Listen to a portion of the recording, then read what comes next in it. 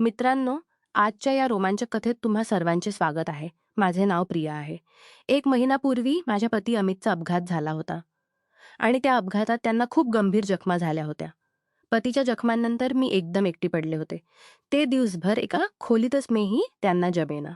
अशा परिस्थितीत माझे जीवन एका विरान रेगिस्तानासारखे झाले होते, जिथे वर्षानुवर्षे पाऊस पडला नव्हता. एके दिवशी मी घरी बसले होते.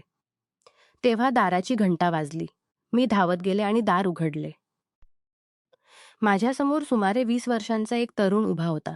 त्याने तिथेच उभे राहून दाराबाहेरूनच आपली ओळख करून दिली. तो म्हणाला, "भाभीजी, माझे नाव आर्यन आहे. मी प्रकाश काकांचा मुलगा आहे." कदाचित काकांनी तुम्हाला मेसेज पाठवला असेल. मला लगेच प्रकाश काकांचा तो मेसेज आठवला आणि एवढे म्हणून मी दाराजवळ जागा केली. आर्यन संकोच करत आत आला. तो म्हणाला, "भाभीजी, मी आजच इथे आलो आहे. तुम्हाला सुमारे 8 वर्षांपूर्वी पाहिले होते. तेव्हा मी शाळेत शिकत होतो. तुमच्या लग्नाचे कार्ड आमच्या घरी आले होते. तेव्हा माझ्या हायस्कूलच्या परीक्षा होत्या म्हणून मी तुमच्या विवाहात सहभागी होऊ शकलो नव्हतो. मी इथे कॉलेजच्या शिक्षणासाठी आलो आहे आणि हे घ्या, काकांनी हे सामान तुमच्यासाठी पाठवले आहे." एवढे म्हणून त्याने मला एक बॅग दिली. बॅगमधून बागेतील ताज्या फळांची, भाज्यांची आणि लोणच्याची खूप छान वास येत होता. मी खूप आनंदाने आभार मानून बॅग घेतली आणि त्याला चहा नाश्ता वगैरे दिला. याच दरम्यान मी जोर देऊन त्याला म्हणाले, "तू इथेच राहा. मी तुमच्या काकांना सांगितले आहे की तुला सर्व काही तयार मिळेल. तू फक्त आपल्या अभ्यासावर लक्ष केंद्रित कर." आर्यन हे ऐकून एकदम तयार झाला. जणू हीच गोष्ट ऐकण्यासाठी तो आतुर होता. तो उठला आणि लवकरच बाहेर ठेवलेला सर्व सामान आत घेऊन आला. तो दिवसभर आर्यन फक्त आपले खोली व्यवस्थित करत राहिला. पण त्याचे मन इथे इतक्या लवकर लागेल हे मी विचारलेही नव्हते. दुसऱ्या दिवशी मी आर्यनची माझ्या पती अमितशी भेट घडवली. आर्यन हे ऐकून आश्चर्यचकित झाला. कमाल आहे. काल दुपारपासून रात्रीपर्यंत यांची आवाजही ऐकू आला नाही. या घरात भाभीशिवाय दुसरा कोणीही राहतो हे मला जाणवलेही नाही. मी आर्यनच्या विचारात सावधानी बाळगत म्हणाले, "खरं तर त्यांचा एक गंभीर अपघात झाला होता आणि तेव्हापासून ते बेडवरच पडून आहेत. पण काल कदाचित जास्त औषधांमुळे ते दिवसभर आणि रात्रभर झोपतच राहिले." दिवस असे काहीसे जात होते. आर्यनच्या येण्याने मी खूप खुश होते. 2 लोकांच्या सुनसान घरात थोडी रौनक आली होती. आर्यन स्वभावाने खूप चांगला होता आणि माझी खूप काळजी घेऊ लागला होता. एके दिवशी मी स्वयंपाकघरात काम करत होते आणि गाणे गुणगुणत होते. तेव्हा आर्यन स्वयंपाकघरात येऊन माझा हात धरू लागला. मी हसत म्हणाले, "आर्यन, तू अजून मूल आहेस. तुझे काम आहे शिकणे आणि फक्त शिकणे. तू हे सर्व काम करू नकोस." त्याने उत्तर दिले, "हो भाभी, शिकणे तर माझे कामच आहे. पण मी इतका लहान मुलगा नाही." मी आश्चर्याने आर्यनकडे पाहिले तर तो म्हणाला, "हो भाभी, मी आता कॉलेजात शिकतो. आता मी मूल राहिलो नाही." हे ऐकून मी पूर्ण शांत झाले.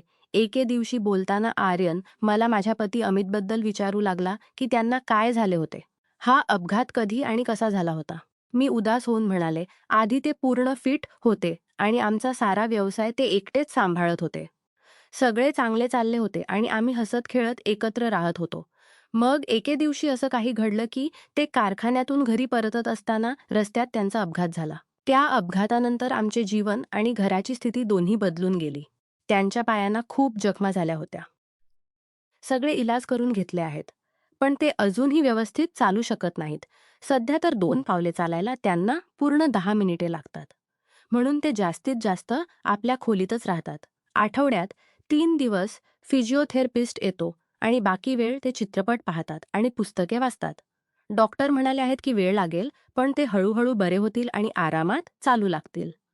आर्यन हे ऐकून त्यांच्याकडे पाहत राहिला. त्याला माहीत होते की आमच्या लग्नाला फक्त 5 वर्षे झाली असतील. तो म्हणाला, "भाभीजी, तुमच्या लग्नाला सुमारे 5 वर्षे झाली आहेत ना?" मी म्हणाले, "हो, 5 वर्षे झाली आहेत."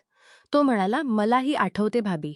तेव्हा माझ्या परीक्षा चालल्या होत्या आणि म्हणूनच मी तुम्हाला भेटूही शकलो नव्हतो. मी कदाचित शाळेत शिकत होतो. तेव्हा मी एकदा तुम्हाला पाहिले होते. तुम्ही काकांकडे काही पुस्तके घेऊन आल्या होत्या." मी म्हणाले, "हो, हो. तेव्हा तुमचे काका माझे गणिताचे शिक्षक होते आणि मी त्यांना पुस्तके परत करण्यासाठी आले होते. कारण त्यानंतर मी दुसऱ्या शाळेत जाऊ लागले होते." दिवस जात राहिले आणि आर्यनला आमच्याकडे राहायला 4 महिने झाले होते. आर्यन लहानपणाच्या खडतर रस्त्यावरच चालत होता. पण तो हे स्पष्टपणे समजला होता, की आम्ही दोघे पती-पत्नी यांच्या शांत जीवनात, फिजिओथेरपिस्टशिवाय शांत जीवनात, फिजिओथेरपिस्टशिवाय तोच आहे, जो थोडाफार संगीताची सूर आणि ताल निर्माण करत होता. आर्यन माझ्याशी जवळीक वाढवण्याचे सतत प्रयत्न करत होता आणि मलाही इतक्या दिवसांत कोणताही सुख मिळाला नव्हते. आम्ही दोघेही कामातून मोकळे झाल्यावर बराच वेळ एकमेकांच्या सोबत घालवायचो. एकत्र बसून जेवायचो आणि हळूहळू जवळही येत होतो. मी आता त्याच्यावर प्रेम करू लागले होते आणि मला माहीत होते की तोही माझ्यावर प्रेम करू लागला आहे. कारण आता आमच्यातील नाते वाढत चालले होते. दिवस जात होते आणि आमचा स्पर्श चांगला वाटू लागला होते. आता आर्यनचाच मला इकडे-तिकडे स्पर्श करायचा. तो कदाचित अ, हे तपासत होता की भाभी कशी प्रतिक्रिया देतील. कधी-कधी माझ्या पतीबद्दल विचार करत मी खूप उदास होत असे आणि माझ्या डोळ्यात पाणी येत असे. अशा वेळी आर्यनच मला सांभाळायचा आणि मला मिठी मारायचा. आम्ही दोघे आता एकत्रच झोपायला लागलो होतो आणि एकमेकात हरवून गेलो होतो. एके दिवशी आर्यन आज पूर्णपणे फुरस्तीत होता. त्यामुळे तो गाणे गुणगुणत स्वयंपाकघरात आला आणि लगेच माझ्या दोन्ही डोळे बंद करून माझ्या कानात आपला मुख लावून म्हणाला, "तुम्ही इकडे या आणि आरामात बसा." तो हळूहळू माझ्या मऊ, धुतलेल्या, ओलसर आणि सुवासिक केसांना जवळ-जवळ सुघत मला एका खुर्चीवर बसवू लागला. मीही आता मस्तीत आले होते.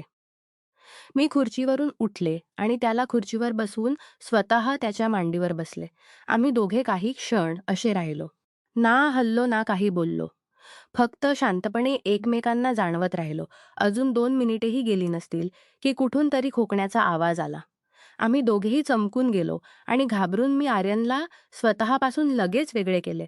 जरी आर्यनची इच्छा नव्हती, की तो माझ्यापासून वेगळा वेगळा झाला आणि हसत स्वयंपाकघरातून बाहेर गेला. तो बाहेर जाऊन बसला आणि आमच्यातील क्षण आठवून हसू लागला. मी हे सगळे पाहिले होते. मी त्याच्याजवळ जाऊन बसले आणि त्याच्या गालावर एक हलकीशी थाप मारून आणि दुसऱ्या गालावर गोडसा चुंबन देऊन उठून उभी राहिले. त्यावर आर्यन म्हणाला की भाभी दुसऱ्या गालाशी इतकी अन्याय का? तो आपल्या जागेवरून उठला आणि माझ्या बाजूला येऊन काम करू लागला. तो वारंवार मला स्पर्श करत होता. माझ्या शरीरात जणू विजा दौडत होती. मी त्याच्या स्पर्शाने किती आनंदित होते. हे फक्त मी आणि माझे तहानलेले मनच जाणते होते. मी अशा अद्भुत अनुभवासाठी तरसतच गेले होते. पण त्या सकाळी आर्यनने माझी सारी अपूर्णता दूर केली होती. अनेक महिन्यांनंतर आज रेगिस्तानात पाऊस पडला होता आणि जोरदार पडला होता. आम्ही दोघे मुरझाल्यानंतर बेडवरच पडून होतो. तेव्हा खोकल्याचा आवाज पुन्हा येऊ लागला. मी एक कप चहा घेऊन आर्यनला प्रेमाने पाहत त्या खोलीतून बाहेर पडले आणि पतीच्या खोलीपर्यंत पोहोचले. आर्यनही कपडे घालून बाहेर आला आणि आपला नाश्ता बनवू लागला. मी तिथेच माझ्या पतीजवळ बसले आणि त्यांच्या तब्येतीबद्दल विचारू लागले. जेव्हा मी बराच वेळ पतीच्या खोलीतून बाहेर आली नाही, तेव्हा आर्यन पुन्हा तडफडू लागला. त्याने जाणीवपूर्वक स्वयंपाकघरात भांडी पडायला सुरुवात केली. पण मी त्याचा हा इशारा ऐकूनही त्याच्याजवळ गेले नाही. मी माझ्या पतीच्या दोन्ही हातांच्या तळव्यांना सहजत होतो. पण मला असं वाटत होते, की मी आर्यनच्या तळव्यांना सहजत आहे. मी आर्यनसोबत घालवलेल्या क्षणात हरवत होते आणि स्वतःशी बोलत होते, की प्रेम आमच्या जीवनात अगदी असंच यायला हवे. कोणत्यातरी उमद्या झऱ्यासारखी माझ्या आत गुदगुली होत होती. पण मी या गोष्टीपासून पूर्णपणे अनभिज्ञ होते, की माझ्या पतीला माझे हे वर्तन अतिशय विचित्र वाटत होते. तेही हे जाणवत होते, की मी अचानक खूपच खुश राहू लागले आहे. मी त्यांच्यासोबतही लेटत नव्हते आणि जर लेटले, तर त्यांच्याकडे पाठ करून लेटायचे. मी नववधूसारखी बदलले होते आणि माझे तेवर आणि माझा अंदाज माझ्या पतीला आश्चर्यचकित करत होता. आर्यनही जो सुरुवातीला त्यांच्याशी कधी-कधी फक्त 1 सेकंदासाठी भेटायचा, तो आता खांदेही दाबत होता आणि चहाही पाजत होता. एके दिवशी स्वयंपाकघरात मी चहाही पाजत होते. तेव्हा आर्यन येऊन मला मागून आपल्या बाहूंमध्ये भरून घेतला आणि मला चुंबन घेऊ लागला. मीही त्याला चिकटून गेले आणि आम्ही दोघे एकमेकात हरवून गेलो. तेव्हा खटकीचा आवाज आला. या आवाजाने आर्यन चमकून गेला. आम्ही दोघे एकमेकांपासून वेगळे झालो आणि हसू लागलो. आर्यनच्या प्रेमाला पाहून मी खूप खुश होते. आधी मला माझे जीवन ओझ्यासारखे वाटत होते, आज तेच जीवन मला फुलासारखे, ढगांसारखे आणि कापसाच्या गोळ्यासारखे वाटत होते. मी आर्यनच्या इथे येण्याला निसर्गाच्या एखाद्या चमत्कारासारखे मानले होते. आर्यनला इथे आले 1 वर्ष पूर्ण होत आले होते आणि मी त्याच्याशी भेटून निखरून गेले होते. आता आमचे पूर्ण जीवन आनंदाने भरले होते.